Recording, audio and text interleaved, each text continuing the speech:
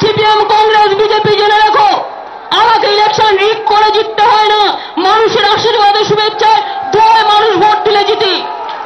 তোমাদের মতো আমরা নই যে নিজের লোক বসিয়ে নির্বাচনে জিততে হবে। ভাবো কি মানুষের ভোট কেড়ে নেওয়া এত সহজ? মানুষ ঠিক করবে কে জিতবে কি না জিতবে।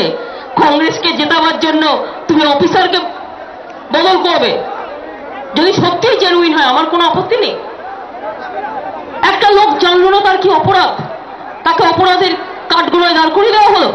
আর মিথ্যে কথা, অন্যায় আমাকে দিয়ে করানো যাবে না জ্ঞানত, যদি আমি মনে করি সেটা অন্যায়। দিল্লিতে একটা সরকারকে দেখছি কি কাণ্ড করছে, কয়েকটা লোককে নিয়ে যা ইচ্ছে করে যাচ্ছে।